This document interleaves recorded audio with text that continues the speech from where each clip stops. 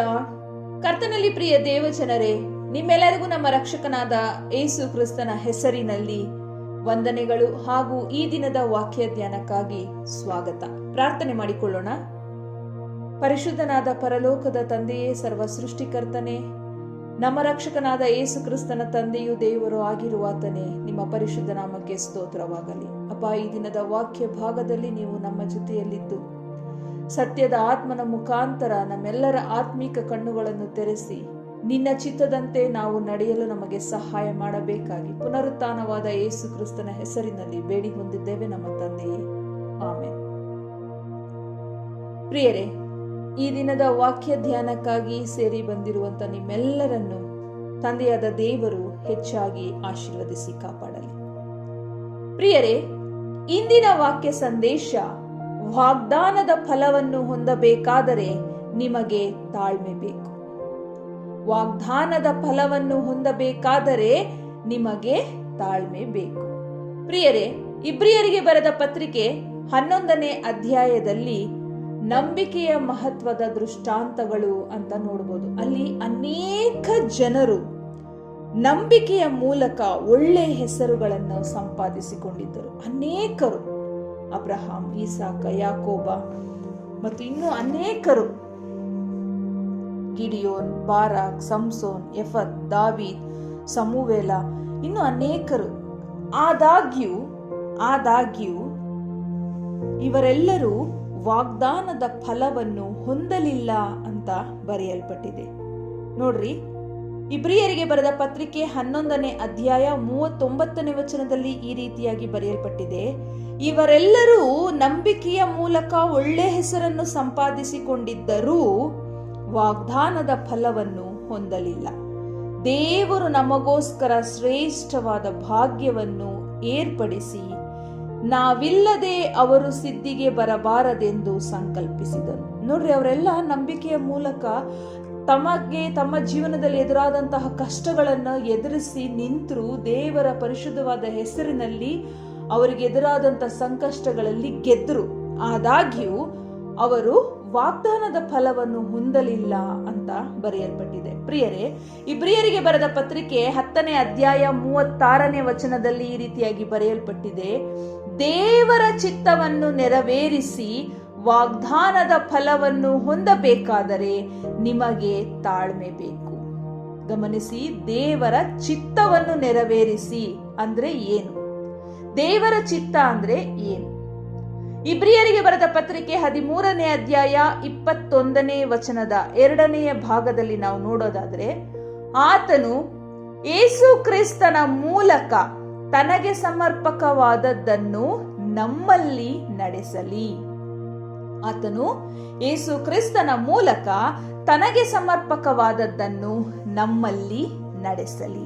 ಅಂದ್ರೆ ಆತನು ತನಗೋಸ್ಕರ ನಮ್ಮಲ್ಲಿ ನಡೆಸಬೇಕಾದಂತಹ ಕೆಲವು ಕಾರ್ಯಗಳಿಗಾಗಿ ಸಂಕಲ್ಪ ಮಾಡಿಕೊಂಡಿದ್ದಾರೆ ಅನ್ನೋ ಅರ್ಥ. ಫಿಲಿಪ್ಪಿಯವರಿಗೆ ಬರೆದ ಪತ್ರಿಕೆ 2ನೇ ಅಧ್ಯಾಯ 13ನೇ ವಚನದಲ್ಲಿ ಈ ರೀತಿಯಾಗಿ ಬರೆಯಲ್ಪಟ್ಟಿದೆ: ದೇವರೇ ತನ್ನ ಸುಚಿತ್ತವನ್ನು ನೆರವೇರಿಸಬೇಕೆಂದು ನಿಮ್ಮಲ್ಲಿ ಉದ್ದೇಶವನ್ನು ಪ್ರಯತ್ನವನ್ನು ಉಂಟು ಮಾಡುವವನಾಗಿದ್ದಾನೆ. ದೇವರೇ ಅಂದ್ರೆ ದೇವರು ತನ್ನ ಸುಚಿತ್ತವನ್ನು ನೆರವೇರಿಸಬೇಕೆಂದು ನಿಮ್ಮಲ್ಲಿ ಅಂದ್ರೆ ನಮ್ಮೆಲ್ಲರಲ್ಲಿ ಉದ್ದೇಶವನ್ನು ಪ್ರಯತ್ನವನ್ನು ಉಂಟು ಮಾಡುವವನಾಗಿದ್ದಾನೆ. ಹಾಗಾಗಿ ಗುಣಗುಟ್ಟದೆಯೂ ವಿವಾದವಿಲ್ಲದೆಯೂ ಎಲ್ಲವನ್ನು ಮಾಡಿರಿ. ಹೀಗೆ ನೀವು ನಿರ್ದೋಷಿಗಳು, ಯಥಾರ್ಥ ಮನಸ್ಸುಳ್ಳವರು ಆಗಿದ್ದು ವಕ್ರಬುದ್ಧಿಯುಳ್ಳ ಮೂರ್ಖ ಜಾತಿಯ ಮಧ್ಯದಲ್ಲಿ ದೇವರ ನಿಷ್ಕಳಂಕರಾದ ಮಕ್ಕಳಾಗುವಿರಿ. ಇವರೊಳಗೆ ನೀವು ಸರ್ವರಿಗೂ ಜೀವದಾಯಕ ವಾಕ್ಯವನ್ನು ತೋರಿಸಿಕೊಡುವವರಾಗಿದ್ದು ಲೋಕದೊಳಗೆ ಹೊಳೆಯುವ ಜ್ಯೋತಿರ್ಮಂಡಲಗಳಂತೆ ಕಾಣಿಸುವವರಾಗಿದ್ದೀರಲ್ಲ.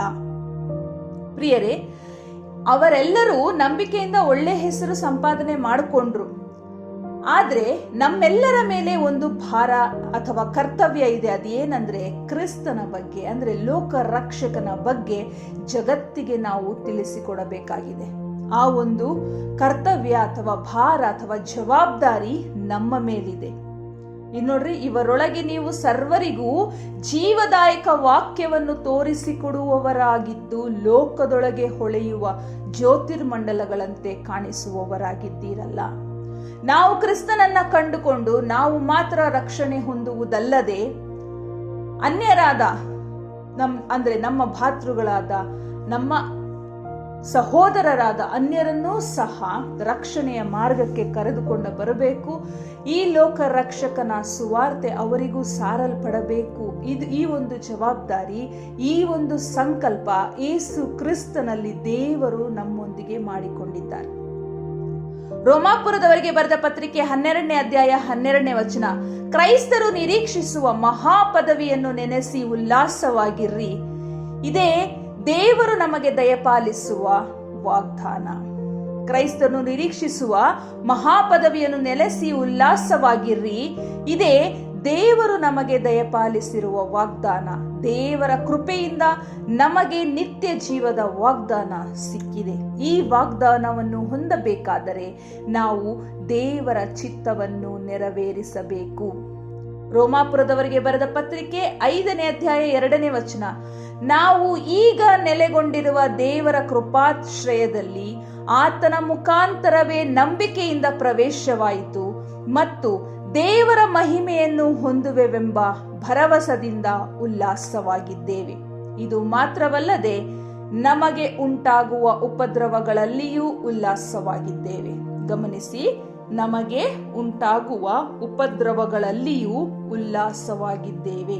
ಯಾಕಂದರೆ ಉಪದ್ರವದಿಂದ ತಾಳ್ಮೆಯು ಹುಟ್ಟುತ್ತದೆ. ಮೇಲೆ ಏನ್ ಹೇಳಿದ್ರು? ವಾಗ್ದಾನದ ಫಲವನ್ನು ಹೊಂದಲು ನಮಗೆ ತಾಳ್ಮೆ ಬೇಕು. ಆ ತಾಳ್ಮೆ ನಮಗೆ ಎಲ್ಲಿಂದ ಸಿಗುತ್ತೆ? ಉಪದ್ರವದಿಂದ ಸಿಗುತ್ತದೆ. ಉಪದ್ರವದಿಂದ ನಮಗೆ ತಾಳ್ಮೆಯು ಹುಟ್ಟುತ್ತದೆ. ಯಾಕೋಬನ ಪತ್ರಿಕೆ 1ನೇ ಅಧ್ಯಾಯ 3ನೇ ವಚನ, ನನ್ನ ಸಹೋದರರೇ, ನಿಮ್ಮ ನಂಬಿಕೆಗೆ ಆಗುವ ಪರಿಶೋಧನೆಯು ತಾಳ್ಮೆಯನ್ನುಂಟು ಮಾಡುತ್ತದೆಂದು ತಿಳಿದು ನೀವು ನಾನಾ ವಿಧವಾದ ಕಷ್ಟಗಳಲ್ಲಿ ಬಿದ್ದಿರುವಾಗ ಅದನ್ನು ಕೇವಲ ಆನಂದಕರವಾದದ್ದೆಂದು ಎಣಿಸಿರಿ. ಆ ತಾಳ್ಮೆಯು ಸಿದ್ಧಿಗೆ ಬರಲಿ. ಆಗ ನೀವು ಶಿಕ್ಷಿತರೂ ಸರ್ವ ಸುಗುಣವುಳ್ಳವರು, ಏನೂ ಕಡಿಮೆ ಇಲ್ಲದವರು ಆಗಿರುವಿರಿ. ಪ್ರಿಯರೇ, ನಾನಾ ವಿಧವಾದ ಕಷ್ಟಗಳಲ್ಲಿರುವಾಗಲೂ ಅದನ್ನು ಸಂತೋಷವಾಗಿ ಸ್ವೀಕಾರ ಮಾಡುವುದಕ್ಕೆ ತುಂಬಾ ಕಷ್ಟ, ಆದರೂ ಸಾಧ್ಯ. ಯಾರಿಗೆ ಇದು ಸಾಧ್ಯ ಆಗುತ್ತೆ ಅಂದ್ರೆ, ತಮ್ಮ ಜೀವನದಲ್ಲಿ ತಮ್ಮನ್ನು ನಿರಾಕರಿಸಿ ದೇವರಿಗೆ, ಆತನ ಮಾತಿಗೆ ಹೆಚ್ಚು ಪ್ರಾಮುಖ್ಯತೆ ಯಾರು ಕೊಡುತ್ತಾರೋ ಅಂಥವರಿಗೆ ಮಾತ್ರ ಇದು ಸಾಧ್ಯ. ತನ್ನನ್ನು ತಾನು ನಿರಾಕರಿಸಿ ತನ್ನ ಶಿಲುಬೆಯನ್ನು ತಾನೇ ದಿನಾ ಹೊರುವ ದೇವ ಮಕ್ಕಳಿಗೆ ಮಾತ್ರ ಇದು ಸಾಧ್ಯ ಆಗುತ್ತೆ. ಎಷ್ಟರ ಮಟ್ಟಿಗೆ ತಮ್ಮನ್ನು ತಾವು ನಿರಾಕರಿಸಬೇಕು ಅಂದ್ರೆ, ಒಂದೇ ಒಂದು ವಾಕ್ಯವನ್ನು ಉತ್ತಮ ಉದಾಹರಣೆಯಾಗಿ ಹೇಳ್ತೀನಿ. ಮತ್ತಾಯನ ಬರೆದ ಸುವಾರ್ತೆ 5ನೇ ಅಧ್ಯಾಯ 44ನೇ ವಚನ, ನಾನು ನಿಮಗೆ ಹೇಳುವುದೇನೆಂದರೆ, ನಿಮ್ಮ ವೈರಿಗಳನ್ನು ಪ್ರೀತಿಸಿರಿ, ನಿಮ್ಮನ್ನು ಹಿಂಸೆ ಪಡಿಸುವವರಿಗೋಸ್ಕರ ದೇವರನ್ನು ಪ್ರಾರ್ಥಿಸಿರಿ. ಹೀಗೆ ಮಾಡಿದರೆ ನೀವು ಪರಲೋಕದಲ್ಲಿರುವ ನಿಮ್ಮ ತಂದೆಗೆ ಮಕ್ಕಳಾಗುವಿರಿ. 46ನೇ ವಚನ ನೋಡಿ, ನಿಮಗೆ ಪ್ರೀತಿ ತೋರಿಸುವವರನ್ನೇ ನೀವು ಪ್ರೀತಿಸಿದರೆ ಫಲವೇನು? ಭ್ರಷ್ಟರು ಹಾಗೆ ಮಾಡುವುದಿಲ್ಲವೇ?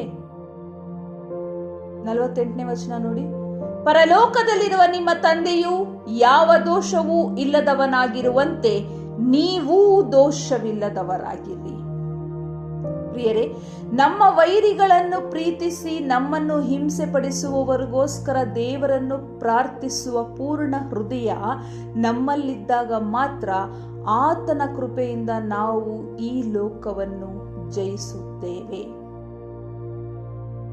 ಖಂಡಿತ ಆತನ ಕೃಪೆಯಿಂದಲೇ ನಾವು ಈ ಲೋಕವನ್ನ ಜಯಿಸೋದಿಕ್ಕೆ ಸಾಧ್ಯ ಆಗೋದು. ಅದು ಯಾವಾಗ? ನಮ್ಮನ್ನು ಹಿಂಸಿಸುವವರಿಗೋಸ್ಕರನೂ ನಾವು ದೇವರ ಹತ್ರ ಪ್ರಾರ್ಥನೆ ಮಾಡಿದಾಗ, ಆ ಪ್ರಾರ್ಥಿಸುವ ಮನಸ್ಸು ನಮಗಿದ್ದಾಗ ನಾವು ತಂದೆಯಾದ ದೇವರ ಮಕ್ಕಳಾಗುವಿರಿ. 2ನೇ ಪೇತ್ರ 3ನೇ ಅಧ್ಯಾಯ 11ರಿಂದ 14ನೇ ವಚನದಲ್ಲಿ ಈ ರೀತಿಯಾಗಿ ಬರೆಯಲ್ಪಟ್ಟಿದೆ, ಲೋಕಾಂತ್ಯವನ್ನು ಎದುರು ನೋಡುತ್ತಾ ಪರಿಶುದ್ಧರಾಗಿ ನಡೆಯಿರಿ ಅಂತ ಬರೆಯಲ್ಪಟ್ಟಿದೆ. ಇವೆಲ್ಲವುಗಳು ಹೀಗೆ ಲಯವಾಗಿ ಹೋಗುವುದರಿಂದ ನೀವು ದೇವರ ದಿನದ ಪ್ರತ್ಯಕ್ಷತೆಯನ್ನು ಎದುರು ನೋಡುತ್ತಾ ಹಾರೈಸುತ್ತಾ ಎಷ್ಟೋ ಪರಿಶುದ್ಧವಾದ ನಡವಳಿಕೆಯೂ ಭಕ್ತಿಯೂ ಉಳ್ಳವರಾಗಿರಬೇಕಲ್ಲ. ನಾವು ದೇವರ ದಿನದ ಪ್ರತ್ಯಕ್ಷತೆಯನ್ನು ಎದುರು ನೋಡುತ್ತಾ ಅದಕ್ಕಾಗಿ ಹಾರೈಸುತ್ತಾ ಎಷ್ಟೋ ಪರಿಶುದ್ಧವಾದ ನಡವಳಿಕೆನೂ ಭಕ್ತಿನೂ ಉಳ್ಳವರಾಗಿರ್ಬೇಕಂತೆ.